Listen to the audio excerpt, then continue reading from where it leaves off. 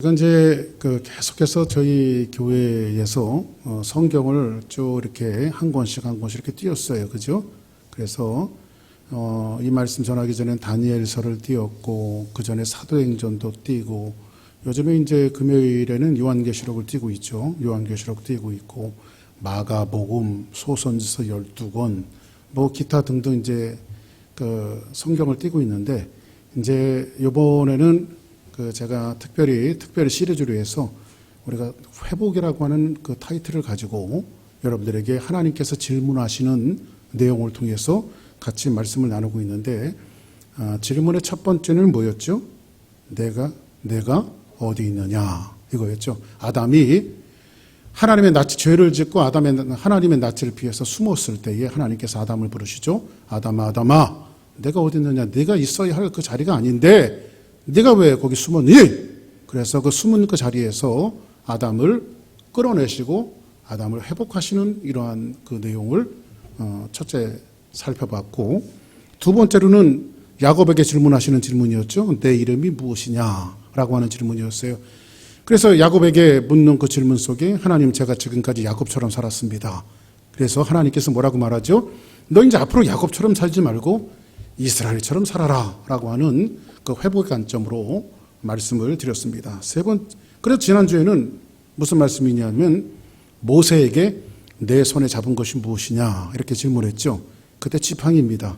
지팡이는 밑둥치가 잘려나간 아주 생명이 없는 지팡이예요. 그런데 아무것도 할 수 없을 정도로 무참히 무너졌던 모세를 하나님께서 일으키시고 회복하시면서 그가 하나님의 일을 하려고 나설 때에 그의 손에 뭐를 잡았더라? 하나님의 지팡이를 잡았더라. 할렐루야. 그래서 인생적인 실패와 삶을 뒤로하고 하나님의 손에 붙들릴 때는 마른 막대기도 하나님의 지팡이로 쓰임 받을 수 있다라고 하는 사실을 여러분들에게 지난주에 말씀을 드렸어요. 그리고 오늘은 이제 예레미야 1장에 있는 말씀을 가지고 하나님께서 예레미야에게 질문하시는 그런 내용인데, 이게 뭐냐면 내가 무엇을 보느냐라고 하는 그런 질문입니다.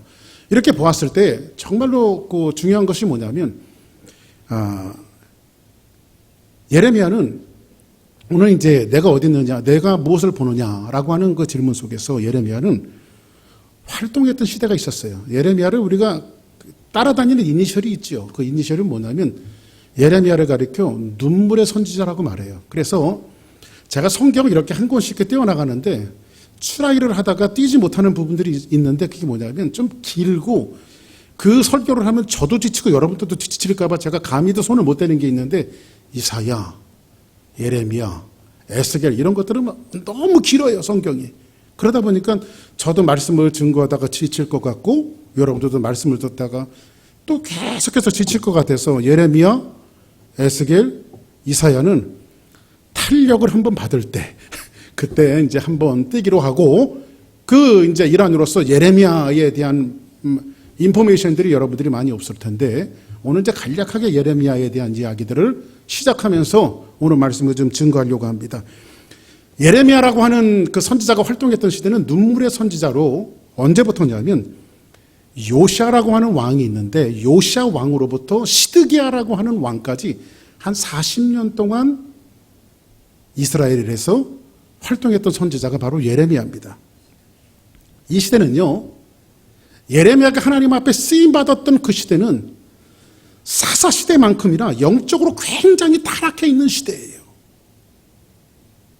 다시 말씀드리면 이 시기를 암울한 시대라고 말하고 있고요, 이 시대는요, 머리끝부터 발끝까지 이스라엘 민족이 피투성이가 돼서 성한 곳이 하나도 없어요. 사사시대처럼 암울한 시대라고 하는 것은 사사기를 보다 보면요, 중간중간 끼어있는 말씀들이 있어요. 그 끼어있는 말씀들이 뭐냐면 이런 말씀이 자꾸 반복이 되어지고 있어요. 저희들에게 왕이 없으므로 저희의 소견에 옳은 대로 행하였더라. 그러니까 저희들에게 왕이 없다라고 하는 것은 통치자가 없는 거예요. 통치자가 없으니까 지네 마음대로 사는 거예요. 사사시대가 그것을 폭로하고 있는 내용이에요. 그래서 앞으로 저희들에게 왕이 없다라고 하는 것은 궁극적으로는 조금 있으면 강력한 통치를 가지고 있는 다윗 왕이 나올 것이고, 다윗 왕의 그림자는 앞으로 오실 만왕의 왕이신 예수 그리스도께서 오시면 세상의 모든 것들을 통치하시고 하나님의 법에 순종하게 되어준다라고 하는 사실을 사사기는 계속해서 우리에게 말씀해 주고 있어요. 그런데 이처럼 암울하고 힘든 시대가 어디였냐면 바로 사사기 시대와 버금갈 정도로 굉장히 타락한 시대가 바로 예레미야 시대예요. 근데 웃긴 건 이런 게 좀 웃겨요. 뭐냐면 그럼에도 불구하고 가장 종교적으로 가장 푸시를 많이 하고요. 예를 들면 그겁니다. 야, 주일 성수해야 돼. 하나님 앞에 나가야 돼. 하나님 앞에 11일 줘야 돼. 하나님 앞에 종교 행위를 잘해야 돼. 이런 것들을 계속해서 푸시했던 시대가 또 예레미야 시대예요. 자, 그럼 보세요. 말씀이 충만하고 말씀이 뿌려지면 백성들이 하나님의 말씀대로 잘 살아야 될까요? 못 살아야 될까요? 잘 살아야 되겠죠. 근데 말씀은 전하고 종교적으로 강화하고 있는데도 왜 사람들은 머리끝부터 발끝까지 성한 데가 없이 다 타락해 있을까요? 요걸 조금 돌이켜서 얘기하면 여러분들은 뭐 믿거나 말거나 저는 제 스스로를 가리켜 자화자찬하는 것이 한 가지가 있습니다. 그게 뭐냐면 저는 그래도 꽤 복음적인 목사라고 생각을 합니다. 지금까지 아마 강대상에서 제가 성경 바깥의 이야기를 별로 하질 않아요. 그런 거 하는 것도 별로 즐겨 하질 않고 성경을 가리켰단 말이죠. 하나님의 말씀을 가리키고. 자, 그러면 강단에서 뿌려진 것은 하나님의 말씀인데도 불구하고 이렇게 인생을 살다 보면 신앙생활이 좀 잘할 만도 하는데 잘하지 않는다는 거지. 신앙이, 믿음이 잘하지 않는다는 거지. 이게 도대체 누구의 잘못일까? 이스라엘 민족에게 하나님의 말씀이 푸시되어지고 계속해서 종교적으로 강화되어지는데 날로 이스라엘 민족들은 더 척박해지고 암울해지고 암울한 시대를 살아가고 있어요. 영적으로 타락해요. 다시 말씀드리면 이건 뭐냐면 조금 아까도 말씀드렸다시피 머리끝부터 발끝까지 피투성이가 돼갖고 온통 다 굶어서요. 골마갖고요. 성한 데가 하나도 없는 거예요. 온 몸이요. 누가요? 이스라엘 민족이요. 더 나가서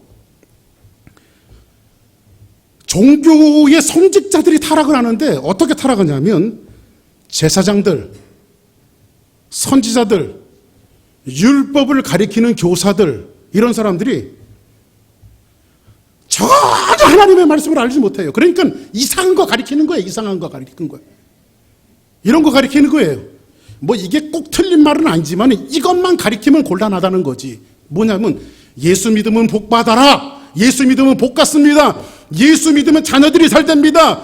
예수 믿으면 교회가 더 커집니다. 숫자가 많아집니다. 돈이 많아집니다. 요것만 가리키면 좀 곤란하다는 거죠. 그죠? 근데 사람들은 하나님의 메시지를 들을 때에 뭘 듣기를 원하냐면 좀 귀에 달콤한 소리를 듣기를 원하죠.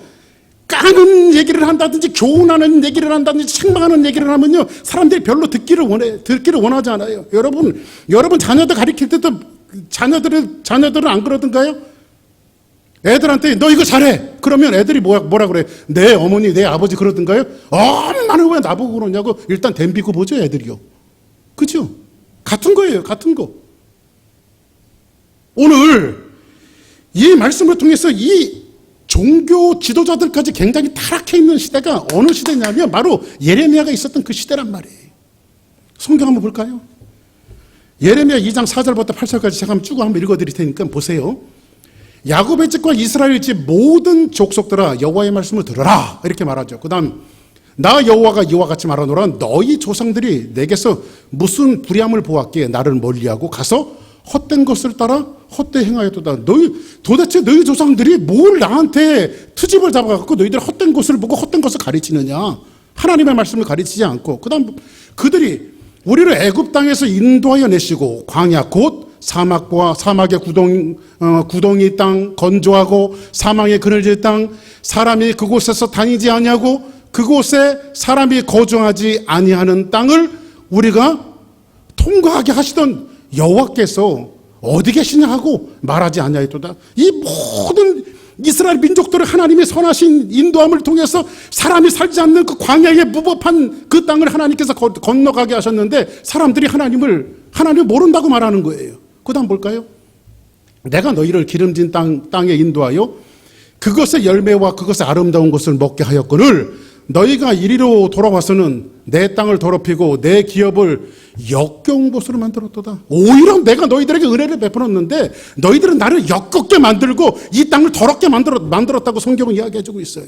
그런데 8절 한번 봅시다. 같이 한번 읽어봅시다. 시작. 제사장들은 여호와께서 어디 계시냐 말하지 아니하였으며 율법을 다루는 자들은 나를 알지 못하여 관리들도 나에게 요 다음에 안 써놨는데 다 타락했다는 거예요. 관리들도 타락했다는 거예요. 이 말씀은 무엇을 얘기해주고 있냐면요, 제사장도 선지자도 율법을 가리키는 선지자들도 관리들도 어디 하나 성한 사람이 없어요. 지도자들이 성하지 않으니까 그 밑에 있는 백성들은 전부 다 성하지 않은 거예요. 이 시대가 누가 살던 시대예요? 어떻게 이런 그 땅을 고쳐낼 수 있을까요? 이런 시대를 어떻게 살려낼 수 있을까요?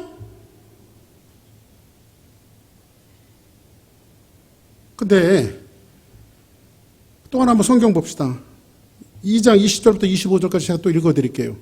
뭐라고 이야기하고 있냐면요, 하나님의 탄식하시는 소리인데 이 말씀을 하나님의 탄식으로 한번 듣길 바랍니다. 하나님이 어떻게 울고 계시는지.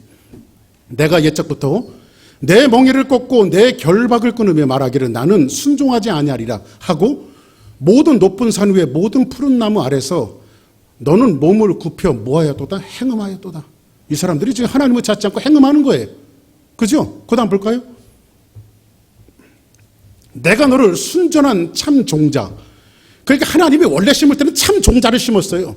좀 웃긴 게 뭐냐면요, 제가 이제 지난번에 알라바마 총회를 갔다 와서 저희 집사람한테 저 씨앗을 뿌려놓고 저 물 좀 잘 주라 그랬더니 물을 안 주셔갖고 다 죽었어요. 응? 근데 나는 분명히 거기다가 상추수를 뿌렸는데 상추는 하나도 안 나고 상추는 하나도 안 나고 잡초만 났어요. 그 다시 좀 갈아야 돼요, 그게. 그런데 보니까 하나님 그 말씀을 하시는 거예요. 내가 너를 순전한 참 종자 곧 귀한 포도나무를 심었는데 내게 대하여 이방 포도나무의 악한 가지들이 됨이 어쯤이냐. 내가 정말 너희들 참 포도나무를 심었고 참 종자를 심었는데 난 거 보니까는 그 종자가 아니고 그 포도가 아니고 참 포도가 아닌 거예요. 하나님이 심으신 것은 오리지널이 심었는데 열매를 맺는 것은 오리지널 열매를 맺어야 되는데 오리지널 열매가 맺지 않는 거예요. 지금 하나님이 그걸 가지고 가슴을 치고 계시는 내용이에요. 이게요, 오늘 말씀이. 응? 그 다음 볼까요? 주 여호와의 말씀이니라. 내가 잿물로 스스로 씻으며 내가 많은 비누를 쓸지라도 내 죄악이 내 앞에서 그대로 있느니라. 그러니까 아무리 잿물로 씻고 비눗물로 씻어도 이것으로 죄악을 어떻게 해볼 수가 없는 거예요. 그 다음 볼까요? 내가 어찌 말하기를 나는 더럽히지 아니하였다, 바알의 뒤를 따르지 아니하였다 하겠느냐? 골짜기 속에서 있는 내 길을 보라. 내 행한 바를 알 것이니라. 발이 빠른 암 낙타가 그 길을 이리저리 달려가는 것 같았으며. 자, 그 다음 보십니다. 여기 보니까 중요한 얘기가 나오고 있는데, 너는 광야에서, 이스라엘 민족이 어떤 시츄에이션에 있냐면, 너는 광야에서 익숙한 들나귀들이 그들이 성욕이 일어남으로 헐떡거림 같았도다. 그 발전기에 누가 그것을 막으리요? 적나라한 표현이 있죠. 그 발전기에 누가 그것을 막으리요? 그것을 찾는 것이 수고하지 아니하고 그 발전기를 만나리까 하니. 그것도 안 봅시다. 25절. 내가 또 말하기를 내 발을 제어하여 벗은 발이 되게 하지 말며 목을 가라게 하지 말며 말라 하셨으니 오직 너는 말하기를 아니라 이는 헛된 일이라. 내가 이방신들을 사랑하였은즉 그들을 따라가겠노라 하노라. 이렇게 말합니다. 자, 보세요. 이 말은 무슨 말이냐면 이스라엘 민족들이 얼마큼 타락했냐면, 오늘 여기서 굉장히 정당한 표현을 하나 썼는데 그게 뭐죠? 발정난 짐승들처럼, 성욕을 이기지 못하는 짐승들처럼 헐떡거리며 하나님의 말씀을 목마른 사슴이 시냇물을 찾듯이 하나님의 말씀을 찾아야 되는데 사람들이 헐떡거리며 이방 세상을 쫓아갔다는 거예요. 하나님을 찾지 않고요. 하나님에 대한 신앙의 형태가 더욱더 강화되던 시대였어요. 주를 지키세요. 헌금하세요. 주 앞에 나오세요. 하나님 말씀 배우세요. 계속해서 강화되던 이 시대에 하나님의 말씀을 쫓지 않고 사람들이 뭔가 본능적인, 자기의 어떤 본능적인 것에 이끌려서 세상으로 나가는 거예요. 자꾸 사람들이요. 굉장히 역설적인 의미죠. 말씀을 배우고 말씀을 통해서 깨달아짐이 있고, 여러분들이 적어도 하나님의 말씀을 들을 때 정말 목사님이 말씀하시는 것이 하나님의 말씀입니다라고 동의하지만은 이 교회 문 밖으로 나가는 순간 발정난 짐승처럼 세상을 향해서 달려가는 것이 저와 여러분들의 모습 아닐까요? 그렇죠?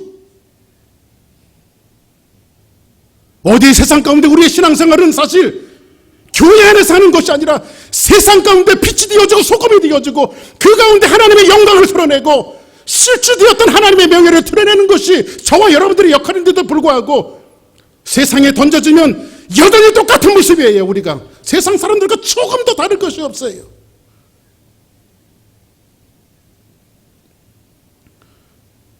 어떤 시대가 그래요? 사사 시대가 그랬고, 오늘 이 말씀을 보는 예레미야 시대가 그랬어요. 근데 이 암울한 시대에, 영적으로 타락한 이 시대에 하나님이 한 사람을 역사의 무대 위에 세우십니다. 그 사람이 누구냐면 예레미야예요. 타락한 시대에, 힘들고 어두운 시대에 하나님은 하나님의 사람들을 하나씩 세워나가요. 그런데 놀랍게도 예레미야는요, 주류가 아니에요. 아웃사이더예요. 아웃사이더. 예레미야는요, 실기야라고 하는 제사장의 아들이에요. 근데 어디서 태어났냐면요, 아나돗이라고 하는 곳에서 태어나요. 아나돗. 한번 따라하겠습니다. 아나돗. 아나돗이라고 하는 곳에서 태어나는데, 이 아나돗이 어디냐면요, 그 이스라엘의 가장 남단 사막 끝이 있어요. 사막 끝이. 사해바다 근처. 그 사막 끝이 있는데 그 끝이 바로 아나돗이라고 하는 지역인데, 이 아나돗은요, 사람 살라고 만들어진 동네가 아니에요. 우리나라도 옛날에 영모를 했다든지 왕에게 거역을 했다든지 죄가 드러나면 사람들이 귀향을 보내잖아요. 귀향을 보낼 때에 사람들이 잘 살고 먹고 살기 좋은 곳으로 보내든가요, 아주 오지로 보내든가요. 오지로 보내죠. 그러니까 아나돗은요, 여기는 귀향지예요. 유배지예요. 사람이 살라고 만들어 놓은 것이 아니에요. 하루 있어도 사람들이 찾아오는 사람이 없어요. 근데 지금 예레미야가 그 땅에서 태어나요. 이 말은 뭐냐면 예레미야 가정은요, 중앙정부로부터요, 그 분리가 되어졌어요. 분리가 되어져서 사람들에게 쫓겨남을 당하고요, 가정이 몰락한 집안이에요. 몰락한 집안. 그리고 예레미야는요, 아무것도 내세울 곳이 없어요. 스펙도 없고 아무것도 없어요. 근데 이 아웃사이더 예레미야 이름을 알지도 못하고, 그 여러분들 참 중요한 것이 있어요. 이 메시지를 통해서 우리 한 가지 소망을 얻어야 될 게 뭐냐면요, 우리 교회도 지금 아웃사이더잖아요. 지금요, 이 파사데나 지역에 있으니까 아웃사이더잖아요. 응? 그 이제 우리가 이제 아웃사이더에서 이제 저 주류로 가려고 요즘에 좀 기도하고 있는 거잖아요, 저희가. 근데 하나님이 하시면 돼. 이 아웃사이더, 전혀 사람이 살지 못하는 이 척박한 땅에서 하나님이 어느 날 갑자기 예레미야를 픽업하세요. 그리고 그 예레미야를 예루살렘에 갖다 두세요. 그리고 그를 향해서 복음을 전하게 만들고 이스라엘 민족 자체가 각성을 하게 만들어요. 우리 교회가 또 여러분들이 그렇게 쓰임받는 놀라운 축복자들이 되기를 주의 이름으로 축원합니다. 할렐루야. 또 예레미야는요, 기질적으로요, 아주 내성적인 사람이에요. 그리고 말하는 게 굉장히 어눌해요. 잘 말하지는 못해요. 그 때문에 남들 앞에 나서는 것도 별로 즐거워하지 않고, 그리고 사람들 앞에 세워지는 것도 별로 달가워하지 않는 사람입니다. 근데 어느 날 갑자기 그것도 20대가 아닌 10대의 하나님이 일방적으로 예레미야를 찾아오세요. 이게 참 중요한 게 뭐냐면 우리의 모든 일들은 여러분들이 하나님을 선택하고 주사랑교회를 선택하고 여러분들이 교회에 이렇게 나오셔서 신앙생활하는 것 보지만은 신앙생활한 것 같지만은 하나님이 선택하지 않으면 안 돼요. 하나님이 선택해서 여러분들이 이 자리에 나와 있는 거예요. 어느 날 10대 때 하나님께서 누구를 찾아가신다면 예레미야를 찾아갔어요. 그리고 나서 뭐라고 말하냐면 1장 4절 한번 7절 한번 볼까요? 여호와의 말씀이 내게 임하니라 이르시되 제가 이제 이렇게 저 스크린이 점점 안 보여지기 시작합니다. 그러니까 여러분들이 혹시 지나다가 글씨가 좀 틀려도 이해를 하시기 바랍니다. 좀 글씨를 큼지막하게 이제 앞으로 좀 썼으면 좋겠어요. 내가 너를 모태에 짓기 전에 너를 알았고, 모태에서 짓기 전에 너를 알았대요. 누가요? 하나님이. 누구를? 예레미야를. 내가 배에서 나오기 전에 너를 성별하였고 너를 여러 나라의 선지자로 세우노라 하시기로 내가 이르되 슬프도소이다 주 여호와여 보소서 나는 아이라 말을 알지 못하나이다. 말을 잘 못하는 사람이에요. 예레미야는요. 여호와께서 내게 이르시되 너는 아이라 말하지 말고 내가 너를 누구에게 보내든지 너는 가며 내가 내게 무엇을 명령하든지 너는 말할지어다. 이렇게 성경을 이야기해주고 있어요. 자, 그러면 잘 아는 대로 예레미야는 어떤 선지자예요? 눈물의 선지자예요. 왜 눈물의 선지자냐면 한 3가지로 말씀드릴게요. 첫 번째는 뭐냐면 자기가 원해서 하는 것이 아니라 원하는 것을 해야 즐겁잖아요. 그렇죠? 근데 원하지 않는 것을 하라고 그러니까 그게 좋겠어요? 안 좋겠어요? 등 뜨밀어서 보내는 거예요. 등 뜨밀어서요. 예? 등 뜨밀어서 보내는 거예요. 하고 싶지 않은 일들을 막 등 뜨밀어서 보내면요 사람은 울면서 가야 돼요. 그래서 눈물의 선지자예요. 사실 예레미야는 그 일을 하고 싶지 않아요. 두 번째, 저도 이렇게 목회를 하고 말씀을 전하지만 오늘 같은 이런 메시지를 여러분들에게 전할 때는 여러분들의 마음속에 혹시라도 이런 분이 있을까 봐 좀 염려가 돼요. 목사님이 작정을 하셨구나. 뭐 저렇게 강렬하게 얘기를 해. 나 시험 들었어. 목사님이 나를 치는구나. 근데 성경이 그렇진 않아요. 성경이. 만약에 말씀이 내 마음을 부딪힌다면 나의 소행과 나의 삶을 살펴볼 것이지 우리가 그것을 남에게 돌리면 안 돼요. 왜냐하면 성경 자체가 디모데후서에 보니까 모든 성경은 하나님의 감동으로 되어졌대요. 근데 말씀의 구조 자체가 어떻게 이야기하냐면 교훈과 책망과 바르게 함과 의로 교육하기에 유익하니 이는 하나님의 사람으로 온전케 하며. 그러면 우리가 하나님의 사람으로 온전하게 되어지기 위해서는 우리 자녀들에게 교훈하고 책망하고 바르게 하고 의로 교육하기에 유익하는 것처럼 우리가 자녀들에게 너 도둑질하라 가르치는 부모가 있던가요? 너 욕심부려라 이렇게 가르치는 부모가 있던가요? 너 남하고 싸워라 이렇게 가르치는 부모가 있던가요? 어떤 그런 부모도 있더라고요. 너 나가서 절대 치지 마. 어디 그냥 돌로 머리를 치든지 찍어 내리든지 절대 치면 안 돼. 이런 부모들도 가끔 있긴 있더라고. 지기 싫어서. 저기 뒤에 제 아들 녀석이 와 있지만은 제가 그래요. 저희 어머니도 저한테 그렇게 가르쳤어요. 야, 네가 10대 때리고 한 대 맞으면 네가 한 대 맞은 것만큼 손해다. 10대 때리고 한 대 맞았다고 승리했다고 말하지 말아라. 한 대 맞은 것만큼 손해니까 절대 싸우지 말아라. 이게 부모의 가르침이죠. 그렇죠? 그런데 오늘 예레미야가 두 번째 우는 이유는 뭐냐면 될 수 있으면 저도 축복의 메시지 예수 잘 믿으면 자녀들이 좋은 대학 가요. 예수 잘 믿으면 여러분도 돈 많이 벌어요. 이런 메시지만 좀 골라갖고 여러분들에게 전했으면 좋겠는데 성경이 그게 다 그런 메시지도 없는 것은 아니지만 성경 구조가 그것은 아니라는 거죠. 근데 지금 예레미야가 메시지를 전해야 되는 거 심각한 메시지는 뭐예요? 이런 거예요.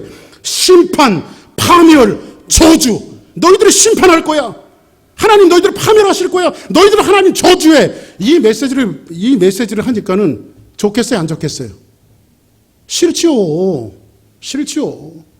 예레미야가 이 말씀을 너 심판받아, 너 저주받아, 이런 메시지 하면 싫지요. 근데 하나님은 자꾸 그런 메시지를 전하래요. 그러니까요, 심지어는요, 왕이요, 예레미야를 잡아다가 감옥에 가두기도 하고요, 고문도 하고요. 왜냐하면, 야, 너 다른 목사들처럼 똑같이 그런 말씀 전하지, 너만 통뼈냐, 왜, 네가 왜 그런 걸 전해? 하면서 감옥에 가두고 고문도 하고 막 그러죠. 근데, 실제로 예레미야는 그 예언을 하고 너희들이 하나님의 말씀에 순종하지 않고 돌아오지 않으면 하나님께서 이 나라를 멸망하실 거고 너희들을 심판하실 것이다. 그래서 여러분들 역사적으로 보면 시드기야 왕 같은 경우는요, 계속해서 하나님을 모욕하고 그렇게 불순종하다가 나중에 어떻게 되죠? 눈까지 뽑혀지게 되어지죠. 네? 눈까지. 이런 역사 속에서 예레미야에게 하나님께서 말씀하시는 것이 그래요. 그래서 이 말씀을 하나님, 될 수 있으면 좋은 말씀 전하게 하시지 왜 이렇게 이런 혹독한 말씀을 저에게 전하라고 하십니까? 그것 때문에 예레미야는 두 번째 울을 수밖에 없었던 것 같아요. 세 번째로는 예레미야는 본질적으로요, 이스라엘 민족을 바라봤을 때 머리끝부터 발끝까지 전부 다 성한 데가 없는 이스라엘 민족을 바라보면서 가슴을 치고 있는 거예요. 가슴을. 하나님, 저 어떡합니까? 하나님, 저 민족 어떡합니까? 하나님의 심정이 되어져서요, 가슴을 치면서 하나님, 저 사람 어떡합니까? 하나님, 저 민족 어떡합니까? 이스라엘 민족 어떡합니까? 가슴을 치면서 이스라엘 민족을 위해서 눈물을 흘리고 있는 거예요. 진짜 목회자죠.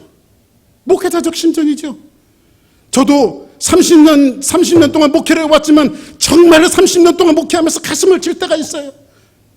하나님, 저 사람 어떡합니까?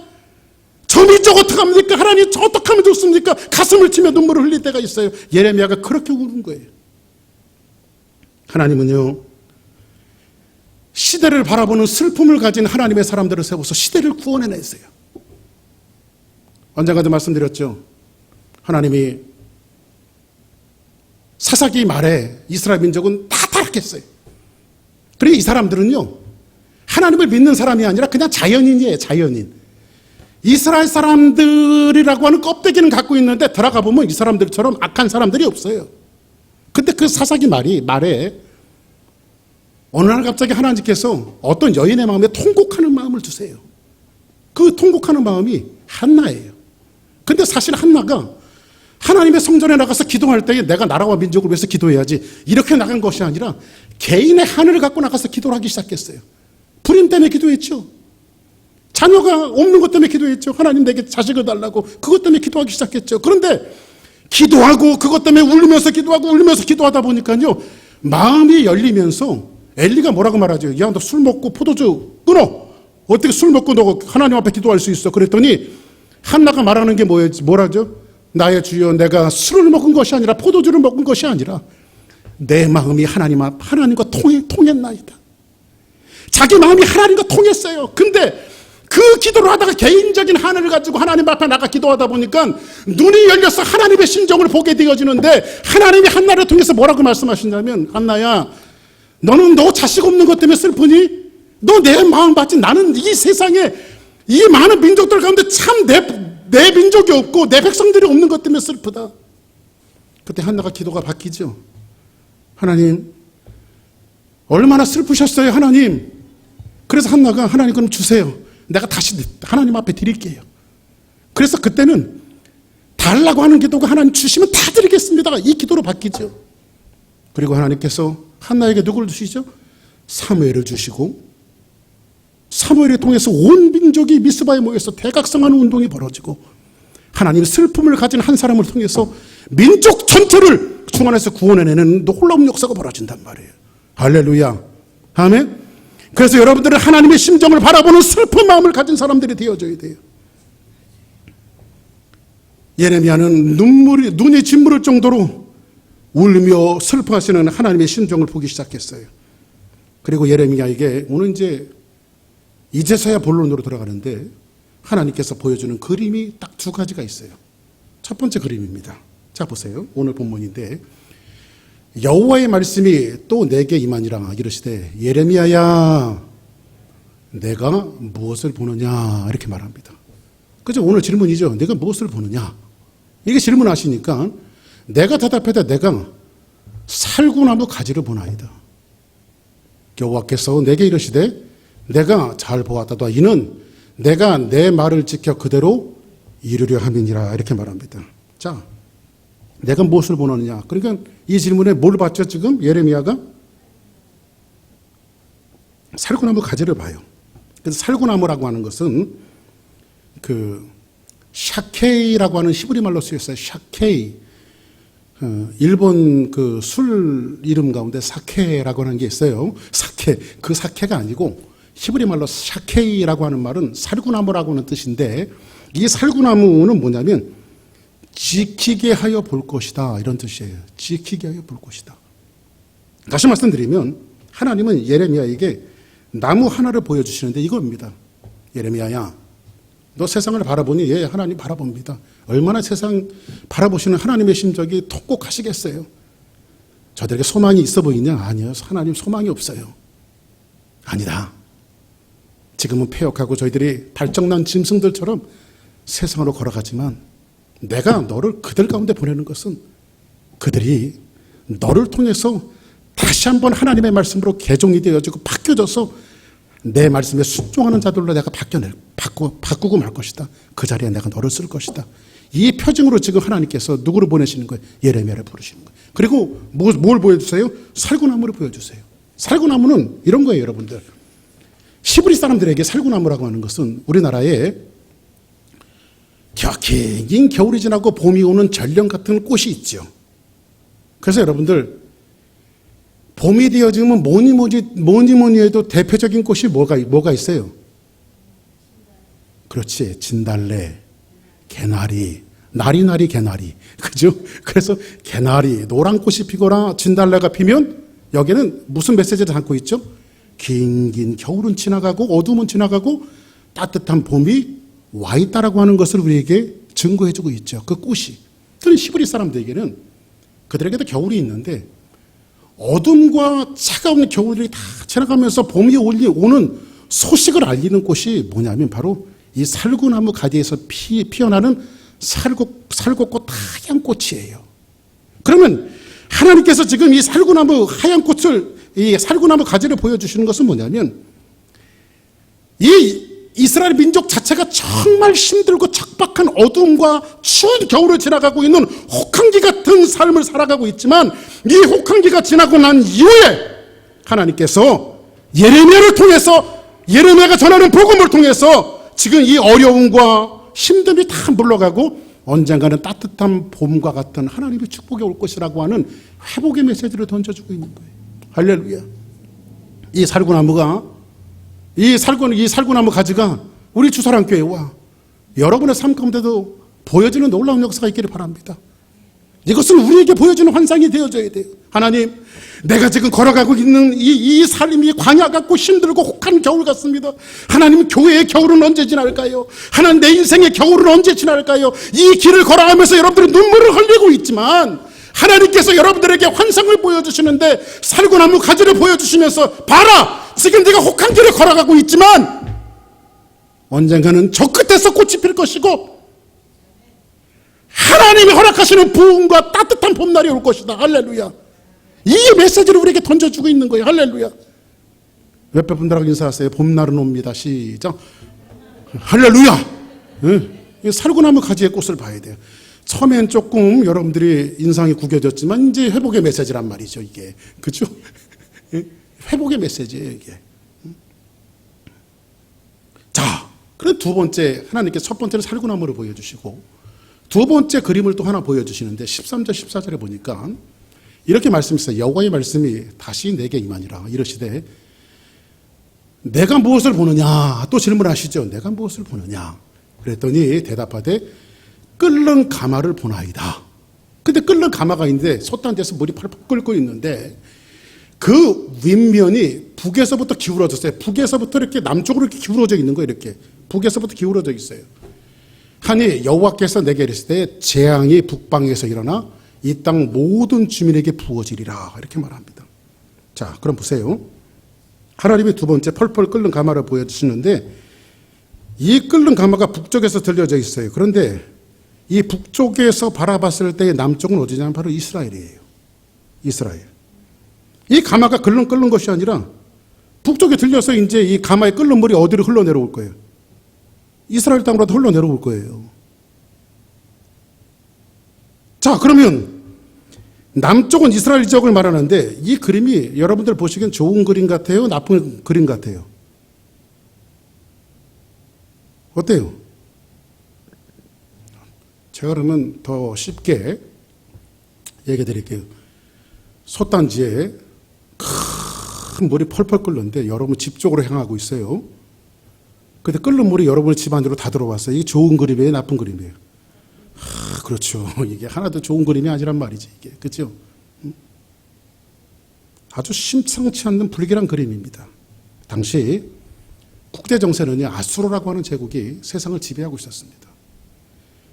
이스라엘 민족의 입장에서 볼 때는 북쪽은 아수르예요. 북쪽은.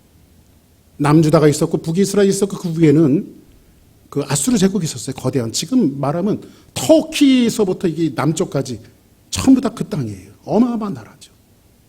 그런데 그래서 이스라엘 민족이 그 나라의 속국이 되어져서요. 조공을 바치고 있어요. 그런데 신흥 강국이 일어났는데 신흥 강국이 어디냐? 바벨론이에요. 바벨론과 아수르가 전쟁을 해요. 전쟁을 해갖고 바벨론이 아수르를 무너뜨려 버려요. 그리고 바벨론이 세상을 느부갓네살이라고 하는 이 바벨론 왕이 세상을 지배하게 되어졌어요. 그때에 자연스럽게 이스라엘 민족들이 바벨론에게 흡수가 되어지면서 포로 생활 70년의 포로 생활이 시작이 되어지는 거예요. 이스라엘 민족이 포로가 되어져요. 그러면 펄펄 끓는 가마는 이스라엘 민족의 심판을 이야기해주고 있어요. 자, 그럼 보세요. 이제 요거는 한번 생각해 봐야 돼요. 살구나무 가지와 펄펄 끓는 가마는 이 두 그림의 내용이 좀 다르지요. 자, 다시 말씀드리면 살구나무 그림은 회복과 희망 뭐 이런 것들이 주어져 있죠. 근데 북쪽에서 남쪽으로 기울어져 있는 가마는 뭐예요? 이 불길한 그림이란 말이죠. 이 매치가 안 되죠. 그럼 각각 왜 하나님께서 이런 다른 그림을 보여주실까요? 한번 성경 예레미야 1장 10절에 있는 말씀인데, 보라, 내가 오늘 너를 여러 나라와 여러 왕국 위에 세워 내가 그것들을, 자 보세요. 잘 한번 말씀을 이제 성경을 읽을 때는 눈만 읽지 말고 머리를 써야 된다고 그랬죠. 자, 보라, 내가 오늘 너를 여러 나라와 여러 왕국 위에 세워 내가 그것들을 뭐하며? 뽑고 파괴하며 파멸하고 넘어뜨렸어. 자, 그러면서요, 뽑아냈어요, 파괴했어요, 파멸했어요, 넘어뜨렸어요. 그리고 나서 하는 일이 뭐죠? 건설하고 심게 하였느니라. 이렇게 말씀의 결론이 나죠. 자, 그러면 이 이야기는 하나님은 예레미야의 긍정적인 뜻, 살구나무 가지를 먼저 보여주시면서 이 백성이 혹한기 겨울이 지나면 살구나무에 하얀 꽃이 피듯이 봄의 부활이 올 것이고 희망과 회복이 있을 것이다. 내가 내 백성을 그렇게 만들겠다. 이 하나님의 경영을 누구에게 보여주시냐면 예레미야에게 보여주셨어요. 그런데 보세요. 회복이 되어지고 아름다움이 만들어지고 또 거기에 좋은 것을 심기 위해서는 먼저 해야 될 것이 있죠. 자, 보세요. 새 건물이 들어서기 위해서는 이제 헌 건물을 다 무너뜨려야 돼요. 우리말에 그런 것이 있죠. 고르면 살이 안 된대요. 고르면 짜내야 돼요. 근데 이스라엘 민족이 지금 머리끝부터 발끝까지 다 골마 있어요. 그럼 하나님께서 어떻게 하신다는 거예요? 내가 이것을 전부 다 뽑을 것은 뽑고 파괴할 것은 파괴하고 파멸할 것은 파멸하고 넘어뜨릴 것은 넘어뜨려서 전부 다 가루를 만들고 내가 다시 그 땅에 건설하고 심게 하겠다, 이 말이에요. 하나님께서 다시 건설하고 심게 하겠다. 왜냐하면 방법이 그 방법밖에 없기 때문에 그래요. 그죠? 그 방법밖에 없기 때문에. 저는 이 말씀을 준비하면서 그런 생각을 했어요. 가능하면 좀 잘 순종하다가 하나님의 복된 인생을 살면 얼마나 좋을까. 근데 사람들이요, 그렇게 안 살아요. 매맞고 낭패와 실망 당한 뒤에 예수께로 나옵니다. 그런 찬양 하잖아요. 낭패와 실망 당한 뒤에 예수께로 나옵니다. 그죠? 여러분들 구약에 일관되게 말씀하시는 것이 뭐예요? 구약의 반복, 계속해서 구약 성경에 반복하는 것이 뭔지 아십니까? 내 민족이 너희들을 내 말씀에 순종하고 청종하고 내 말씀에 순종하면 내가 너희들에게 복을 내릴 것이고 내 말씀에 순종하지 않으면 내가 너희들에게 저주를 내릴 것이다. 이게 구약이 반복하는 내용이에요. 그런데 희한한 것은 뭐냐면요, 하나님의 백성이었던 이스라엘 민족이요, 단 한 번도 하나님 앞에 순종한 적이 없어요. 그럼 하나님 저주를 내려야 되겠는데, 그런데 또 희한한 건 뭐냐면 하나님은 그렇게 지긋지긋하게 말을 듣지 않는 이스라엘 민족들을 단 한 번도 아주 저주하신 적이 없어요. 그것이 구약에 나와 있는 여러 형태의 말씀이에요. 자, 그러면 하나님께서 이스라엘 민족을 뽑고 파멸해서 그들에게 다시 한번 하나님의 말씀을 주시는 것은 뭐냐면 이런 말씀이에요. 하나님이 복을 주시기 위해서는, 한번 따라합시다. 하나님께서 복을 주시기 위해서는 저주라고 하는 도구를 사용하신다. 아멘. 하나님은 복을 주시기 위해서 저주라고 하는 이 방법을 통해서 심판과 정죄와 질책하는 방법을 통해서 하나님은 백성을 정결하게 하고 거룩함을 만들어서 세워나가고 새로 심고 새로 건설하신다라고 성경은 말씀해주고 있는 거예요. 그래서 결국 살구나무와 북방에서 끓는 가마는요, 다른 얘기를 하는 것이 아니라 같은 얘기를 하고 있는 거예요. 세우기 위해서는 하나님이 먼저 허물어 버리신다. 아멘. 우리 인생이 허물어지고 우리의 삶이 허물어진다라고 하는 것은, 왜 하나님 내 삶에 이런 일이 있죠? 그것은 다시 하나님이 세우시겠다는 약속이에요. 할렐루야. 자, 한번 성경 보겠습니다. 예레미야 29장 10절. 여호와께서 이와 같이 말씀하시되 바벨론의 70년이 차면 너희를 돌보고 나의 선한 말을 너희에게 성취하여 너희를 이곳으로 돌아오게 하리라. 여호와의 말씀이니라. 너희를 향한 나의 생각은 내가 아니니 평안이요 죄앙이 아니니라. 너희에게 미래와 희망을 주는 것이니라. 아멘. 사랑하는 여러분, 하나님이 우리에게 주시는 것은 요거 하나만큼 여러분들이 아주 키포인트입니다. 정확하게 알고 계셔야 돼요. 목사님 그렇게 얘기하시면 하나님 우리를 저주하십니까? 그게 아니에요. 하나님 기본적으로 여러분들 저주하지 않습니다. 하나님은 여러분들을 단련한 이후에 정금같이 나오게 하시려고 하나님 여러분들을 쓰시는 거지, 하나님 여러분들을 저주하지 않아요. 아멘. 우리 저주하지 않아요, 하나님은요. 예레미야 29장 12절에 보니까 이런 말씀이 있어요. 한번 말씀 보겠습니다. 너희는 내게 부르짖으며 내게 와서 기도하면 내가 너희의 기도를 들을 것이며, 그 다음 너희가 온 마음으로 나를 구하며 나를 찾을 것이요 나를 만나리라. 이제 말씀을 좀 정리하겠습니다. 이 세상 그리고 우리 각자 개인 인생사에 하나님이 원하시는 여러분의 인생을 경영하고 여러분들의 삶을 만들어가는 도구로 하나님 무엇을 사용하실 거라고 생각하십니까? 다시 한번 이런 질문을 해볼게요. 하나님께서 우리 개인들, 우리의 삶의 인생사를 무엇으로 여러분들의 인생을 경영하기를 원하실까요?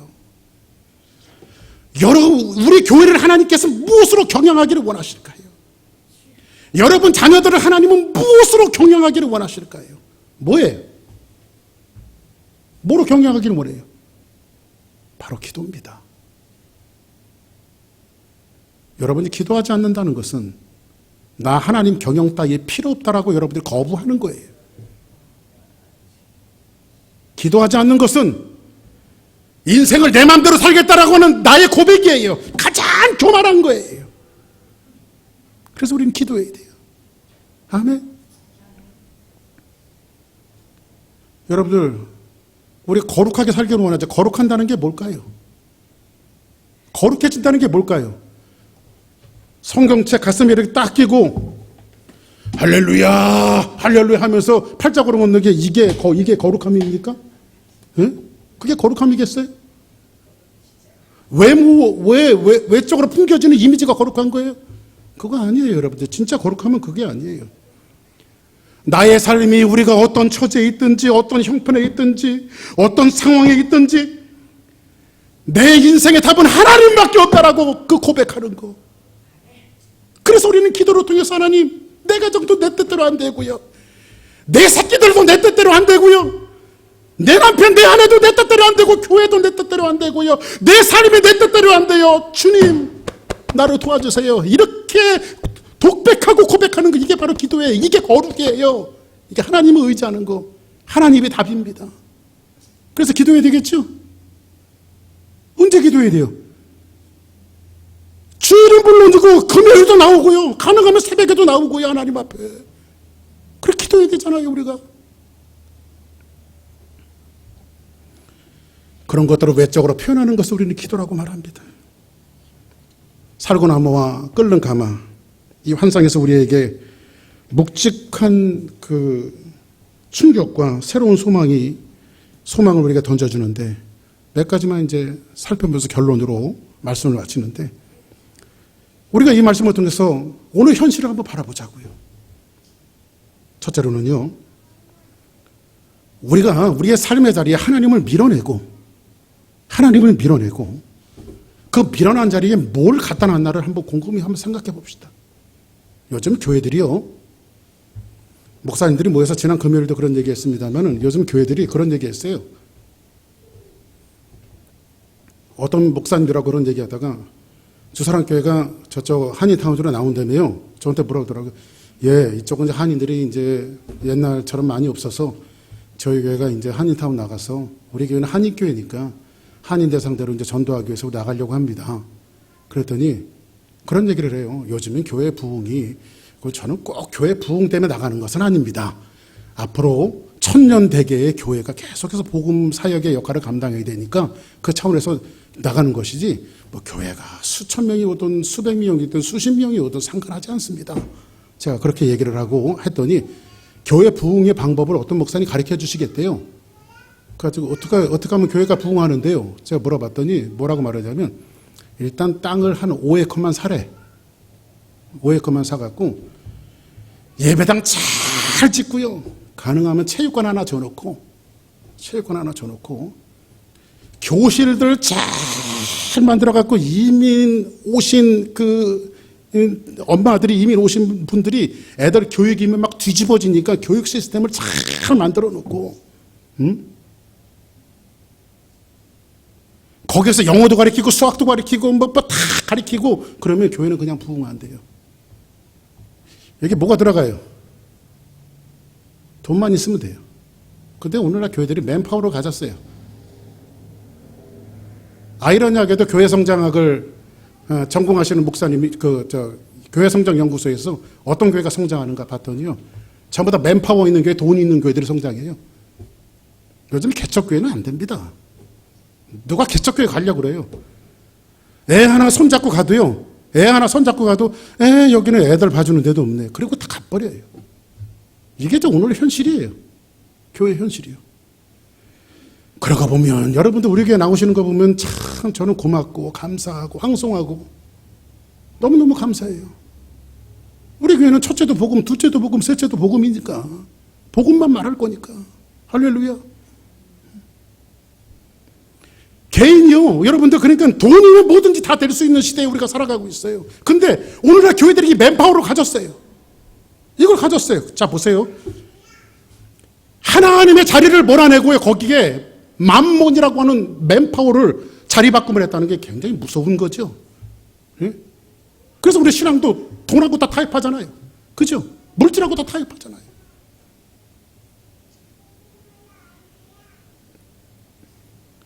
사랑하는 여러분,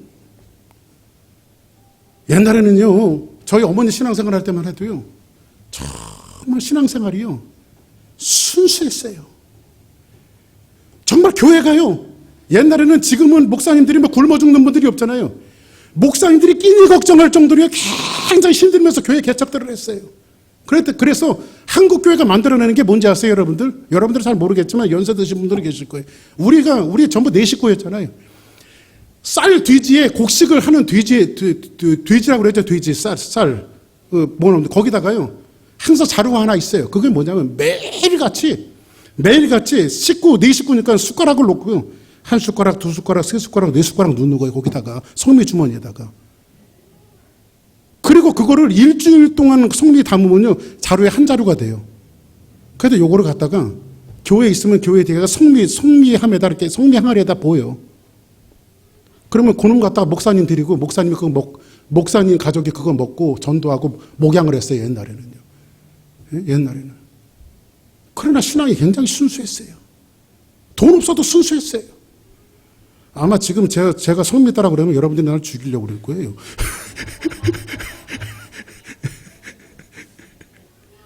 농담입니다. 예? 농담을 진담으로 받아들이면 또 안 돼요. 예? 여러분들 1세기에요. 초대 교회가 세워지고요. 교회 아무 조직도 없었어요. 베드로와 요한이 성전에 올라가는데요. 한 사람이 안진뱅이가 뭔가를 얻으려고 한 푼만 주세요, 한 푼만 주세요 구걸을 하고 있어요. 근데 베드로의 호주머니에 돈이 있어야죠. 근데 그 안진뱅이를 보고 뭐라고 말합니까? 예, 나는 은과 금은 내게 없거니와 내게 있는 것으로 내게 주노니 곧 나사란 예수 그리스도 이름으로 일어나라 걸어라 하면서 손을 잡아 일으키니까 그 벌떡 일어났잖아요. 누구를 줬어요? 예수의 이름을 줬어요. 이제 우리의 삶의 자리에 있었던 돈은 다 몰아내고 그 자리에 다시 예수님을 모셔야 돼요. 우리가요. 주님의 능력으로. 교회가 주님의 능력으로 살아야 되고 여러분 가정도 주님의 은혜로 살아야 돼요. 그래서 가정 예배 드리면서 여보 당신과 내가 우리 자녀들이 살아갈 수 있는 비결은 예수님밖에 없어, 주님밖에 없어. 이거 해야 돼요. 우리가요. 이거. 두 번째로는요. 현대시대는 진리가 혼탁해진 시대에 살아가고 있어요. 여러분들 교회를 위협하는 것이 이단이 아니에요. 이단은요 당연히 우리가요 그들을 멀리해요. 왜냐면 이단들이니까 비진리니까 우리는 타협할 수가 없잖아요. 이단들 어떤 교회 이단이라 그러면 일단 우리는 안 가잖아. 그렇죠? 왜냐면 복음이 있으니까. 여러분들 그걸 말씀드려. 진짜를 알면요 가짜에게 현혹이 안 된다니까. 진짜를 모르니까 현혹이 되어지는 거지. 그렇죠?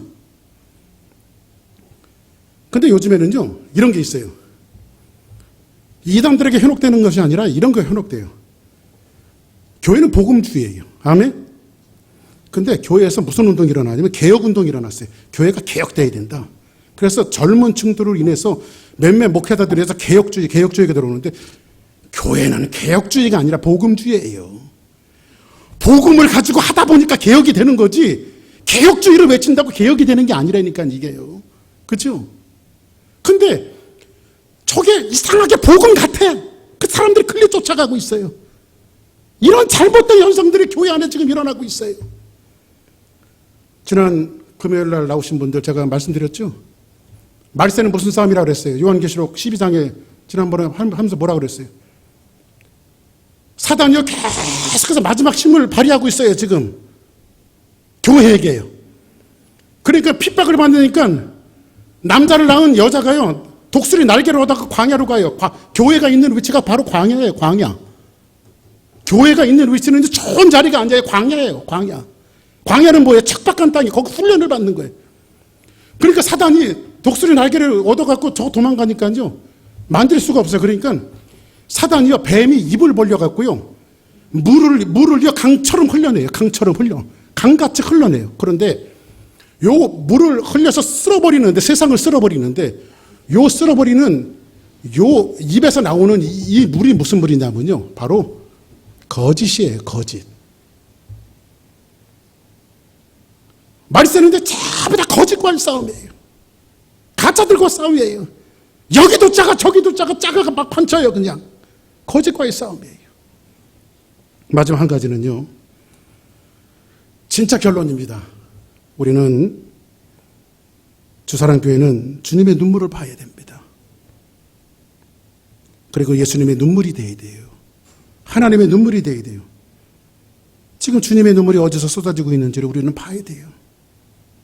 우리 주사랑교회가 주님의 눈물이 쏟아져 있는 곳을 찾아가야 돼요. 누구 이름으로? 예수 이름으로. 그래서 선교가 필요한 거죠. 왜 우리가 선교하려고 그래요? 주님의 눈물이 필리핀에 쏟아져주고 있고요. 주님의 눈물이 사우스 아메리카에서 쏟아지고 있고요. 주님의 눈물이 아프리카에 쏟아지고 있어요. 그래서 교회는요, 능력을 받는 대로요, 하나님 은혜를 주시는 대로 자꾸 주님의 눈물이 쏟아지는 곳에 우리는 찾아가야 돼요. 영혼을 위해서요. 할렐루야.